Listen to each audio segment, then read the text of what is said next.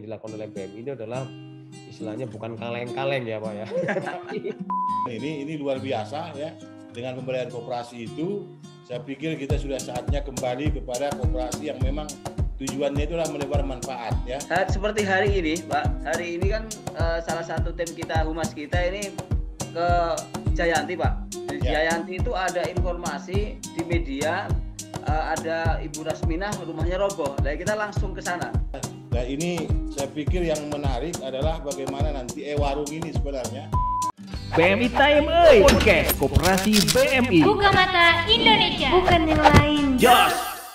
Assalamualaikum warahmatullahi wabarakatuh. Jumpa lagi bareng saya Sularto di podcast BMI. Podcast kali ini luar biasa. Kita kedatangan tamu dari staf khusus Menteri Sosial Mas Pausan, dan nanti ada Pak Ketua. Podcast Buka Mata Indonesia kali ini dengan tema Koperasi Penggerak Sosial.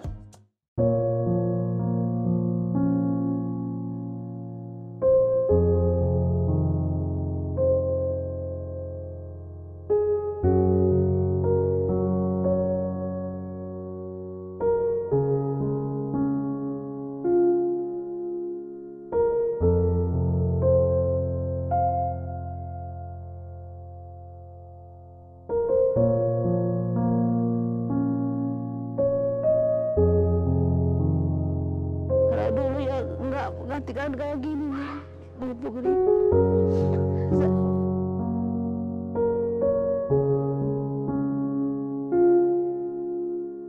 Sebenarnya bulan ini ada 10 rumah Pak yang harus kita serahkan. Ya, cuman yang dapat izin seperti ini cuma 3 barangnya. 3 Pak. 3 ya. Jadi ditunda dulu. Kenapa harus disampaikan seperti ini supaya tahu. Ya, ini aja masih banyak warga yang nggak paham bahwa koperasi itu milik sama-sama. Tujuannya adalah di pasal 3 Undang-Undang 25 tahun 92 kesejahteraan bersama. Jadi Bapak Ibu bergabung ke BMI, ekonominya harus tambah baik.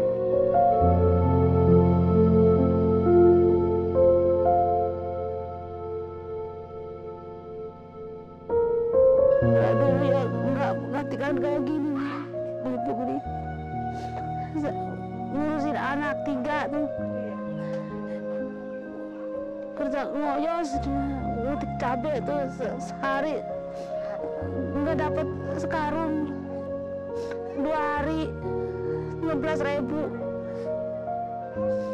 Kalau ngurusin berapa sama ngurusin anak 3. Terima kasih Pak sama Bapak, ngasih apa-apa saya. Dari Kopsa BMI.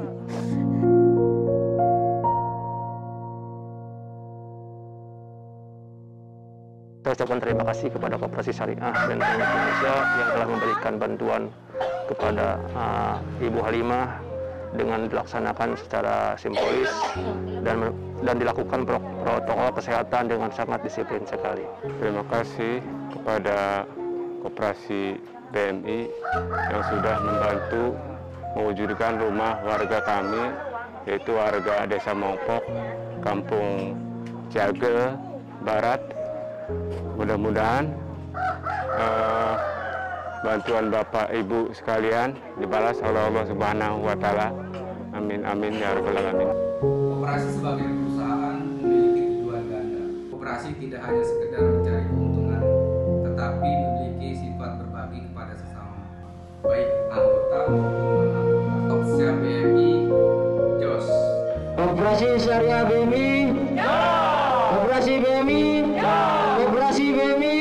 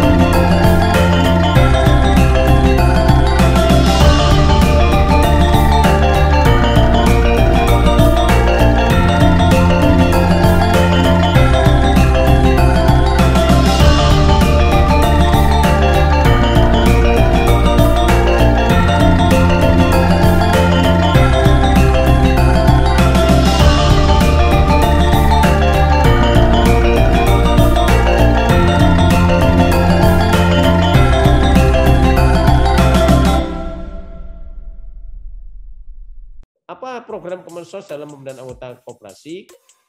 Kemensos pernah meluncurkan program koperasi digital, aplikasi koperasi digital. Nah, kemudian ini namanya adalah koperasi digital bernama Koperasi Jaringan Masyarakat Indonesia Sejahtera, KJMIS. Ini pada tanggal 12 Maret 2019 untuk para penerima BPNT. Maksudnya kalau koperasi ini menjadi e-warung, ini sangat bagus Pak Kamarudin ya. Atau sekarang ini e-warung itu mau dirubah menjadi all-warung. Jadi orang-orang yang menerima BPNT, bantuan pangan non tunai 200.000 per bulan, itu nanti dia bisa berbelanja di warung manapun selama dia bekerja sama dengan Kementerian Sosial.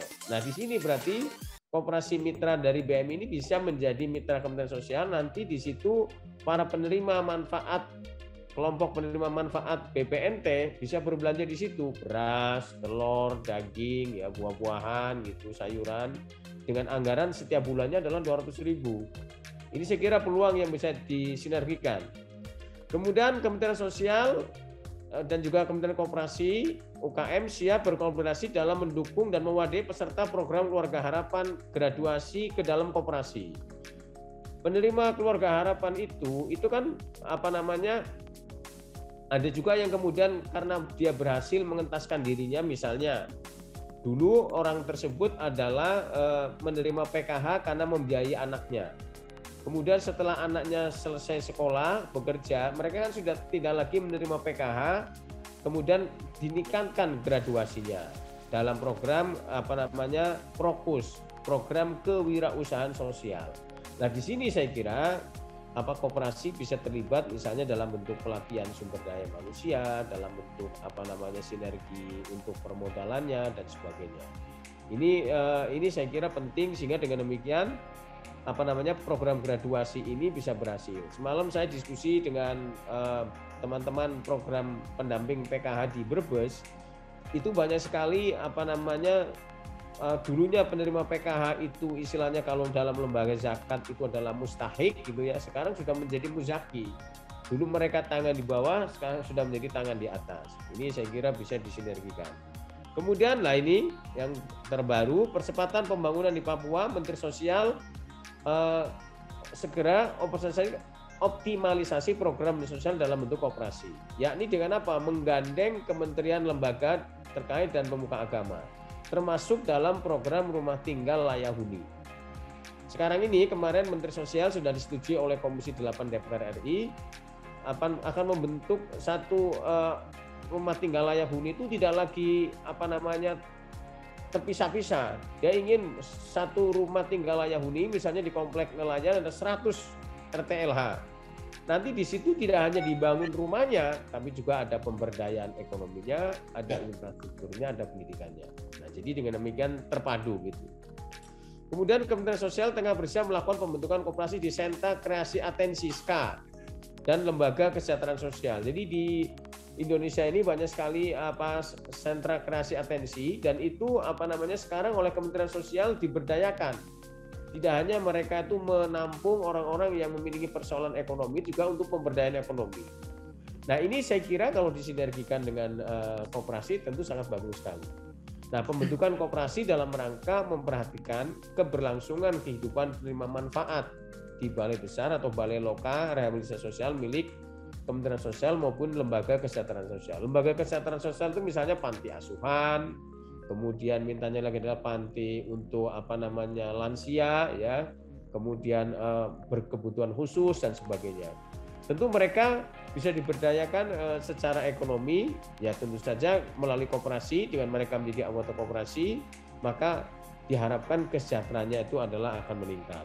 Dan terakhir, cepat ya Mas Fauzan, sekalian, ya. Nah ini permasalahan sosial di Indonesia ini sangat kompleks dan pemerintah memiliki keterbatasan anggaran, sumber daya manusia dan sebagainya. Karena itu dukungan semua pihak sangat penting.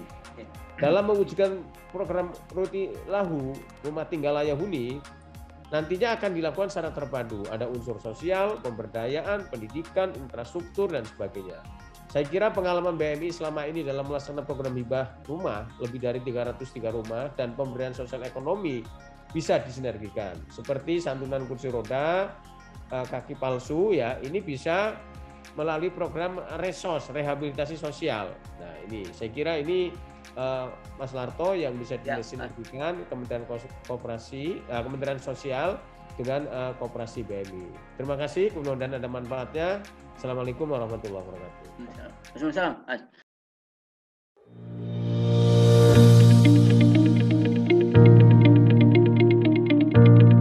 Koperasi BMI membangun paradigma baru koperasi Indonesia untuk menciptakan konglomerasi usaha koperasi. Juga koperasi syariah di Tangerang, namanya Benteng Mikro Indonesia. Koperasi BMI dibangun atas dasar semangat Bung Hatta untuk mewujudkan perekonomian masa datang yang mendekatkan pada kolektivisme dan menjauhkan diri dari semangat individualisme.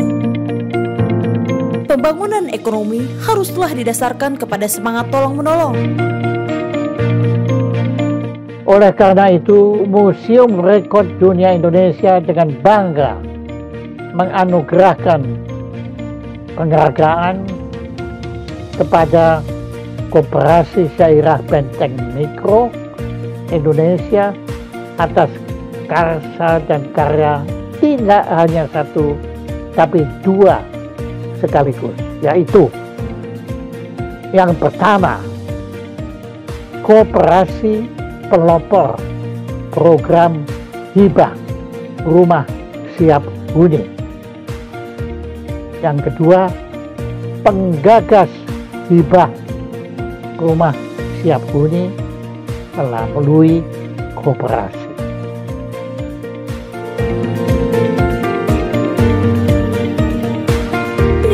Pesan Bung Hatta yang disampaikan dalam Konferensi Ekonomi Yogyakarta 1946.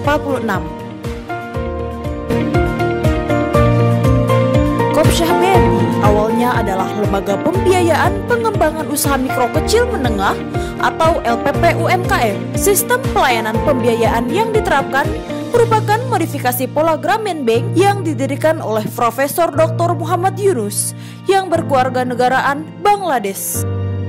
Di Indonesia, tahun 1989 dikembangkan di Kecamatan Nanggung, Kabupaten Bogor, Jawa Barat oleh Profesor Dr. Insinyur Haji Mat Syukur MS yang membawa dan mengenalkan pola Grameen Bank ke Pemda Kabupaten Tangerang sebagai cikal bakal berdirinya LPP UMKM Kabupaten Tangerang. Beliau juga telah mengembangkan di berbagai wilayah di Indonesia. Pada tanggal 20 Maret 2013, melalui RAT, berubah menjadi Badan Hukum Koperasi Jasa Keuangan Syariah dengan nama KPP UMKM Syariah. Pada bulan November 2015, mengalami perubahan anggaran dasar dan berganti nama menjadi Koperasi Simpan Pinjam dan Pembiayaan Syariah Benteng Mikro Indonesia.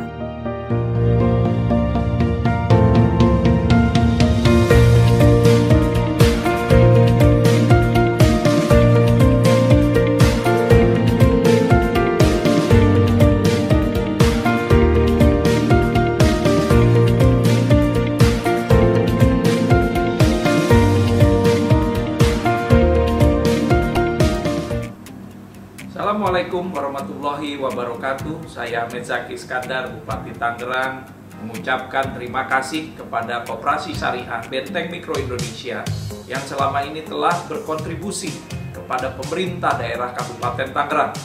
Tentu saja program Koperasi Syariah Benteng Mikro Indonesia mendukung perekonomian masyarakat khususnya di Kabupaten Tangerang. Alhamdulillah, Kopsyah BMI telah membangun 186 unit rumah gratis di Kabupaten Tangerang. Ayo masyarakat Kabupaten Tangerang jadi anggota Koperasi Syariah Benteng Mikro Indonesia. Assalamualaikum warahmatullahi wabarakatuh. Saya Kamarudin Batubara, Ketua Pengurus Koperasi BMI, Koperasi Syariah atau Kopsyah Benteng Mikro Indonesia, dan Koperasi Konsumen atau Kopmen Benteng Muamalah Indonesia. Koperasi BMI bertekad kuat mewujudkan kesejahteraan bersama melalui koperasi yang mandiri, berkarakter, dan bermartabat. Mandiri dalam permodalan, berkarakter dalam pemberdayaan, dan bermartabat dalam pelayanan. Pada koperasi sektor keuangan, Kopsah BMI bekerja dengan sistem operasional, simpanan, pinjaman dan pembiayaan menggunakan model BMI Syariah. Merupakan sebuah skema pelayanan dengan 5 instrumen pemberdayaan berupa sedekah, pinjaman, pembiayaan, simpanan dan investasi. Melalui pengembangan budaya menabung dan pemberdayaan zakat, infak, sedekah dan wakaf atau jiswab dengan tujuan untuk kemandirian anggota yang berkarakter dan bermartabat sesuai prinsip-prinsip syariah dalam menciptakan kemaslahatan di bidang ekonomi, pendidikan, kesehatan, sosial, dan spiritual. Koperasi BMI bercita-cita mewujudkan perusahaan berbadan hukum koperasi dan konglomerasi usaha koperasi, menjadikan koperasi sebagai badan usaha yang besar, dikelola profesional, mandiri, berkarakter dan bermartabat, melalui pemberdayaan dan koperasi yang peduli sesama. Inilah yang disebut dengan peradaban baru koperasi Indonesia. Koperasi BMI berada di garis depan dalam membangun ekonomi yang berkemajuan dengan pemerataan dan keadilan sebagai basis utama pembangunan ekonomi bangsa. Pada sektor real telah kami bangun Koperasi Konsumen Benteng Muamalah Indonesia atau Kopmen BMI. Pada sektor jasa, segera kami dirikan Koperasi Benteng Mandiri Indonesia. Pada sektor produksi, kami dirikan Koperasi Benteng Manufaktur Indonesia. Kami berkeyakinan bahwa melalui koperasilah ekonomi akan mengalami pertumbuhan sekaligus pemerataan yang berkeadilan, sehingga kami akan membangun semua bisnis dengan badan hukum koperasi, dan insya Allah dengan berkoperasi kita akan menjadi tuan rumah di negeri sendiri. Oleh karena itu, dari 2 koperasi primer yang sudah berdiri, kami akan segera mendirikan 2 koperasi primer lagi yang akan berada di bawah naungan Holding BMI Group dengan nama Koperasi Sekunder Benteng Madani Indonesia. Demikian, wassalamualaikum warahmatullahi wabarakatuh.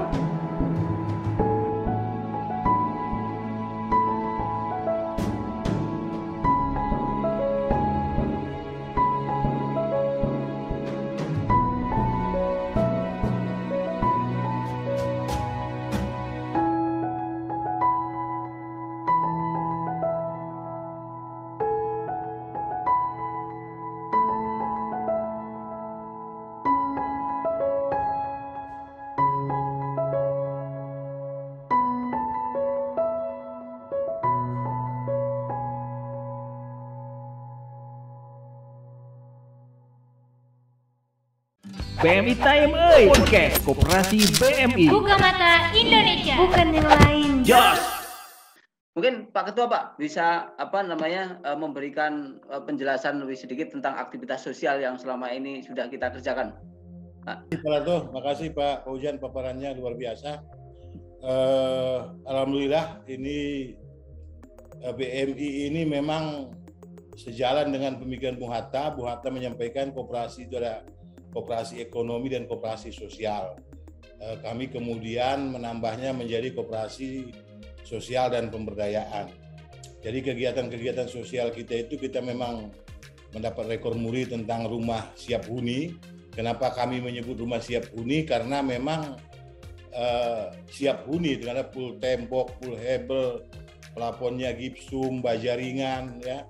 Terus kamar mandinya sudah SNI dan ada dapurnya. Jadi memang tinggal ngisi aja. Jadi itu kenapa kami kemudian menyebutnya rumah siap huni, dan itu biayanya sekarang 52 juta, hanya 52 juta, ya. Dan itu bangunannya lebih bagus daripada KPR subsidi. Karena kebetulan kami juga mengerjakan KPR subsidi, Pak Paujan, ya, karena kita juga punya konstruksi, ya, yang insya Allah nanti 2022 akan menjadi koperasi perumahan. Kita punya rumah tanpa DP juga, ya. Ya, rumah tanpa DP juga ada, dan itu sudah 206 rumah, ya, tanpa DP dan tanpa agunan, ya, dan semua lancar pembiayaannya. Nah, sekarang apa yang disampaikan Pak Paujan tadi, alhamdulillah itu semua sudah kita lakukan karena kami mencoba menjalankan koperasi ini sesuai pemikiran Bung Hatta. Bagaimana antara ekonomi, kami menyebutnya 5 pilar: ekonomi, pendidikan, kesehatan, sosial, dan spiritual itu harus naik, jiwa sosialnya. Seringkali kami mendapatkan informasi rumah jelek atau rumah seperti apa atau orang yang perlu dioperasi apa segala macam itu lewat medsos dan lewat orang-orang gitu. Ya, jadi itu kita membuka kesempatan untuk itu. Dan hari ini juga kita punya ambulan 7 gratis, kita siapkan supirnya dan bensinnya. Kita seringkali juga membawa orang operasi baik jantung maupun kanker, kayak Darmais dan harapan kita.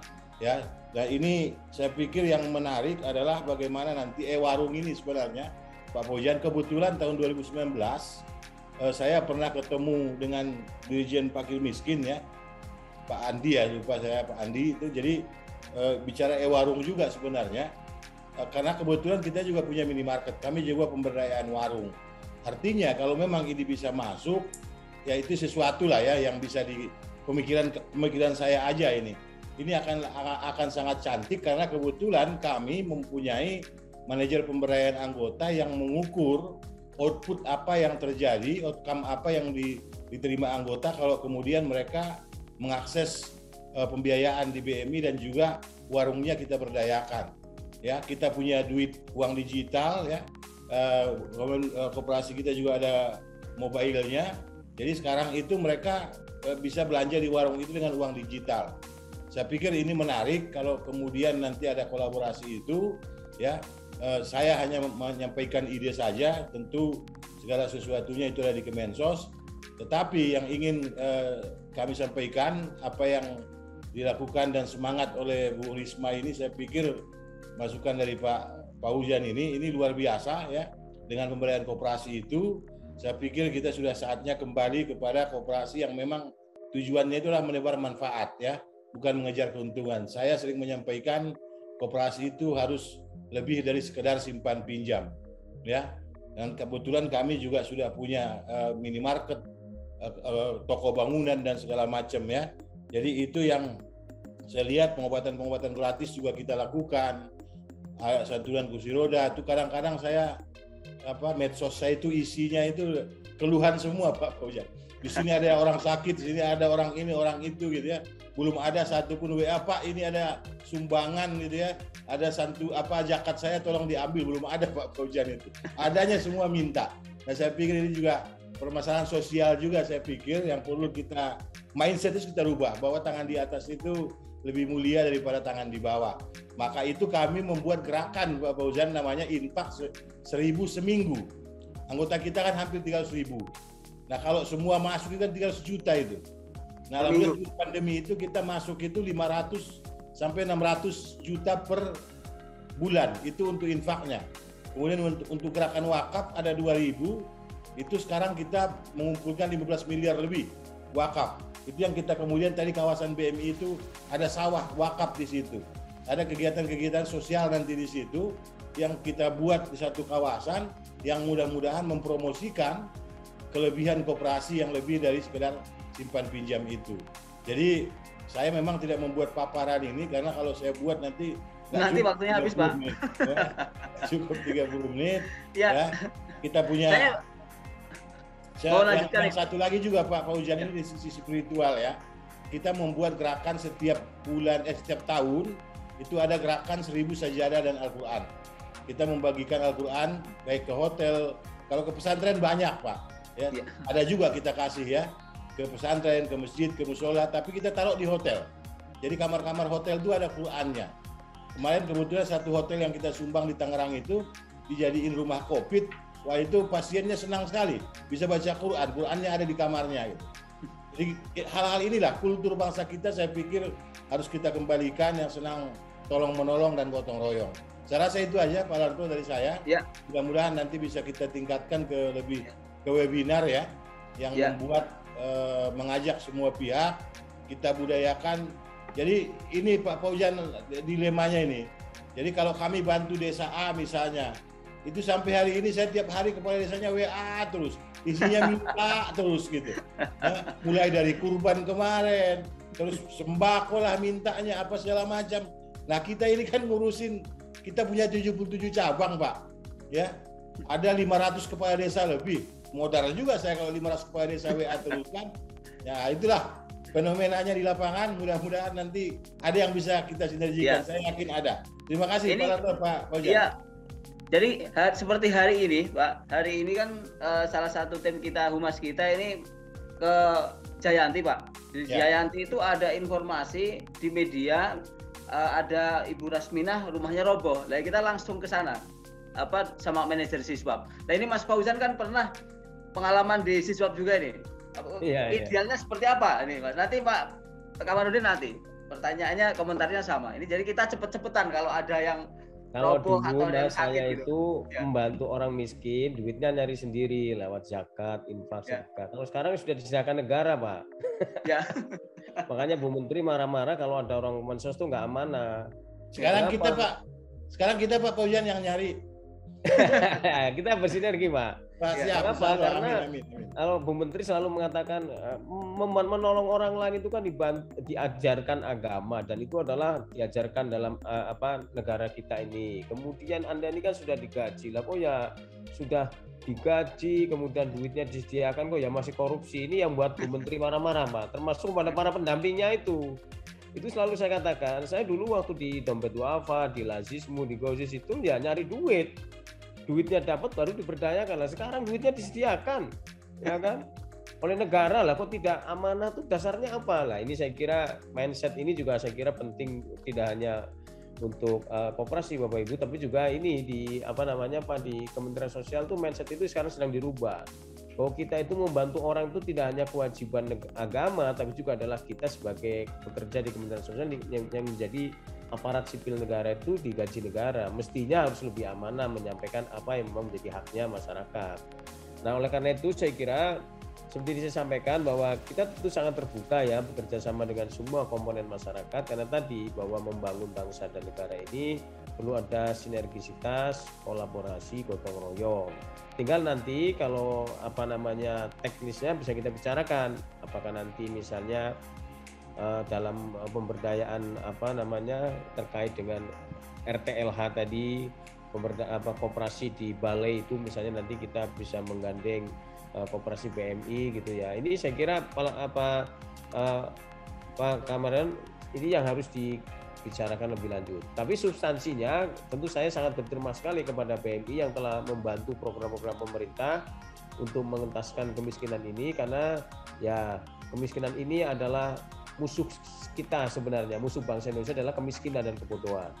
Apabila kemiskinan dan kebodohan ini adalah bisa kita perangi, bisa kita atasi bersama, sesungguhnya kita betul-betul sudah merdeka, Pak. Merdeka yang sebenarnya ya, bukan merdeka dalam arti secara politik. Sekarang kan secara politik kita sudah merdeka, tapi secara ekonomi, secara pendidikan kan kita masih belum. Contoh pendidikan kita itu kan rata-rata masih setingkat kelas 2 SMP, ya. Kita masih ingat ketika pemilu, saya lupa pemilu tahun 99 apa tahun 2004, itu kan pemilu kita pernah menggunakan sistem centrang. Ternyata kan banyak yang salah, sehingga kembali ke sistem coblos. Itu kan menunjukkan bahwa sumber daya manusia kita tuh masih sangat rendah. Ini juga problem. Misalnya di Kementerian Sosial, Pak Kamarudin, itu banyak masyarakat penerima bantuan pangan non tunai itu buta huruf. Mereka nerima ATM, nggak ngerti ATM itu apa, dikasihkan ke pendampingnya nakal, ya kan? Jika kemudian ya uangnya diambil oleh si pendamping, tidak dikasihkan ke penerima manfaat. Dan itu ada yang berlaku sampai dari tahun 2017. Di Malang itu pendampingnya sampai bisa dapat 450 juta, Pak. Bahkan orangnya sudah meninggal tetap menerima bantuan, Pak. Ini contoh bagaimana kemiskinan itu sesungguhnya menjadi musuh bersama bangsa, dan tentu mengatasinya perlu ada sinergisitas. Jadi saya tentu saja menyambut baik kalau nanti ada peluang-peluang kerjasama, nanti bisa saya komunikasikan kepada Ibu Menteri supaya terrealisasi. Karena apa yang dilakukan oleh BMI ini adalah istilahnya bukan kaleng-kaleng ya Pak ya, tapi ini nyata real ya, dan saya lihat videonya ya, testimoninya dari para penerima dan juga dari para stakeholder ini luar biasa. Saya kira begitu Mas Larto. Iya, mungkin Pak Kamarudin Pak, untuk ya, kan ini kita siswa Pak. Karena Pak Fauzan jujur tadi ya, ada pendamping yang memanfaatkan itu, saya juga laporan. Warung ini sebenarnya Pak di lapangan tidak semua ya. Ada juga warungnya punya pendamping Pak. Ya, betul. Jadi Betul, Pak. pemberdayaannya nggak dapat. Idealnya kan di desa itu warung siapa?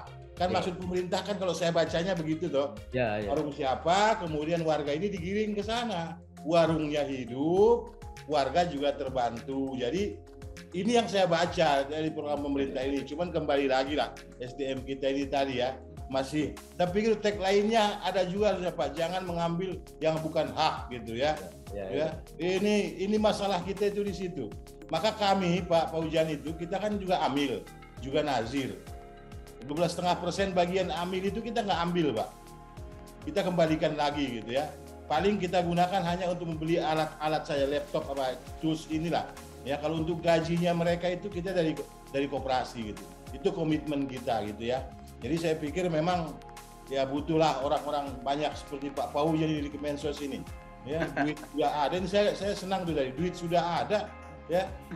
Masih nggak jalan malah dikorupsi lagi kan. Ini luar biasa. Nah, ini juga budaya yang makanya kami ada 5 pilar itu ya, sosial dan spiritual. Maka ada 7 ajaran yang kita praktekkan. Yang ke-7 itu qanaah, Pak. Qanaah ini kan kita ini, kalau qanaah ini dimiliki semua, waduh, selesai ini, duitnya banyak itu kan. Tapi akhirnya nggak selesai permasalahan yang ada di lapangan. Hari ini pun kami ada santunan 150, nggak banyak Pak, karena sudah kemampuan kita lah. 150 KK lebih itu. Setiap bulan kita kasih sembako 250.000 sampai 500. Dan tidak sekalipun kami mengajukan bantuan kemanapun. Ya, jadi sifatnya itu yang kami gerakan sama-sama tadi dari infak, dari zakat, ya. 8 asnaf itu kita sesuaikan mana yang pas. Bahkan sekarang kami punya dai muamalah. Ya, dai muamalah, kenapa saya punya ide itu Pak Paujan? Ya kita tahulah ya, rusaknya itu moral kan di bawah. Ya, kami pengalaman dikasih ternak bagi hasil kambing domba 100 ekor, itu dijual Pak 30 ekor Pak, nggak laporan. Nah, cabai Pak, ada 8 orang. Ada 8 orang yang bisnis cabai sama-sama 2000 meter. Per 2000 meter ini kita modali 8 juta lebih. 2 orang itu hasilnya 18 juta lebih Pak. Artinya keuntungannya kan 10 juta tuh. Nah 10 juta ini dibagi 70% buat petaninya, 30% buat kita karena dia nggak nyicil. Ada 2 orang Pak, cuma 2 juta hasilnya. Usut punya usut, ternyata dia jual sendiri diam-diam. Nah inilah yang terjadi fenomena di bawah. Saya pikir ya harus inilah Pak Paujan harus sering-sering teriak nih Pak, ya teriak di media atau di mana untuk jangan mengambil yang bukan hak gitu ya, percaya tentang keberkahan dan segala macam ya, karena ujungnya kan yang seperti itu nggak berkah Pak. Istilahnya itu katanya kan uang setan dimakan jin gitu ya. Dimakan jin. Jadi saya rasa itu Pak, saya senang ini, saya senang sekali tadi Pak Paujan ada keterbukaan tadi ya, karena dulu kemarin juga waktu dengan Pak Dirjen itu ada juga pernyataan itu ya, pendampingnya yang jualan akhirnya sasarannya nggak nyampe gitu kan. Nah indah sekali kalau di desa itu ada berapa warung yang kena PHKH ini, program itu belanja di sana gitu kan, warungnya tumbuh, masyarakatnya senang ya. Yang terjadi kan sekarang kalau ada masuk seperti itu, yang terjadi apa? Warungnya turun Pak pendapatannya Pak. Kenapa turun? Karena nggak belanja lagi mereka. Dapat bantuan dari pemerintah. Semua desa itu Pak sekarang Pak. Ya. Jadi ternyata tidak bekerja sama dengan warungnya, tapi datang entah siapa itu ya yang dibuat bagi-bagi beras ke sana gitu kan. Padahal saya tahu persis itu programnya memberdayakan sekitar. Ini sekadar keluhan rakyat ini Pak. Baik, Mas Fauzan. Ini kan sebenarnya Kemensos saya lihat melibatkan koperasi-koperasi yang sudah bergerak di sosial kan sebenarnya di setiap titik ada itu Mas. Yeah. Mungkin kalau ada baiknya juga sebenarnya Kemensos melibatkan koperasi-koperasi yang jelas sudah membina masyarakat dan sudah punya kegiatan sosial bermitra dengan Kemensos itu. Kira-kira ada arah-arah ke sana nggak Mas Fauzan? Saya kira kita terbuka kerjasama dengan siapapun ya, apalagi kalau mereka sudah memiliki rekam jejak yang bagus. Tentu ini menjadi nilai tambah kan, karena seperti disampaikan oleh Pak Kamarudin ya, mencari orang baik, mencari lembaga yang kredibel itu juga ya seperti mencari jarum biji jerami ya Pak, susah. Gitu. Karena itu silakan saja dari Koperasi BMI mengirim surat resmi ke Ibu Menteri ya untuk melakukan silaturahmi audiensi ya, kalau tidak bisa secara langsung bisa secara virtual begini, termasuk nanti saya sarankan sebaiknya misalnya ada beberapa rumah yang memang diserahkan ke Menteri Sosial Pak secara simbolis. Wah, Pak Menteri senang sekali kan Pak. Nah ya artinya walaupun itu program BMI tapi diserahkan bahwa ini menunjukkan bahwa swasta pun koperasi pun bisa berpartisipasi mensejahterakan rakyat. Karena kan tadi saya lihat ada beberapa rumah yang belum diserahkan ya. Ya, masih. Kalau nanti diresmikan Bu Menteri tentu sangat senang sekali. Saya lihat mohon maaf ya saudara-saudara kita pengusaha itu menyerahkan mesin Singer, cuman mesinnya berapa? Datang ke kantor Kemensos Pak. Nah, itu. Kalau nanti Pak Kamarudin datang ke situ menyerahkan nih plakat rumahnya begini, wah saya kira itu akan berdampak positif ya. Bahwa ini adalah sesuatu yang nyata. Kemudian kalau itu sudah terwujud, bukan tidak mungkin nanti akan digandeng Pak dalam program-program seperti e-warung tadi. Sekarang e-warung itu sedang digagas tidak hanya Pak, tapi all. Semua orang bisa menjadi e-warung. Semua warung bisa menjadi e-warung selama dia bekerja sama bermitra dengan Kementerian Sosial. Dan kemudian nanti seperti koperasi yang punya grosir apa dan sebagainya bisa berbelanja di situ Pak. Ini yang sedang kita benahi bersama-sama dan ya saya kebetulan di Kemensos ini baru 6 bulan ya sama Bu Menteri. Ya tentu tidak mudah lah ya karena di sini itu kan Bapak Ibu sudah tahu lah kondisinya. Ya tadi orang dikasih duit buat nyalurkan ke orang miskin udah digaji aja masih begitu ya kan. Ini. Saya kira begitu Pak Larto, mohon izin saya harus mendampingi Bu Menteri ini menerima Menteri Sosial dari Singapura. Jadi sekali lagi terima kasih. Nanti kita bisa kontak lebih jauh ya. Kita akhiri Mas. Kita akhiri. Terima kasih. Nanti kita lanjutkan di sesi webinar kayaknya Mas. Baik, insyaallah. Silakan secara langsung. Terima kasih Mas Fauzan, Pak Ketua. Ya, terima kasih Pak Kamar ya. Ya, makasih. Ya. Baik, itu tadi bincang kita di podcast BMI sesi kali ini dan kita ketemu di sesi yang lain. Tetap subscribe bagi yang belum subscribe dan kita tonton terus BMI News agar informasi, edukasi, dan ajakan berkoperasi yang baik dan benar bisa kita jalankan terus. Terima kasih. Assalamualaikum warahmatullahi wabarakatuh.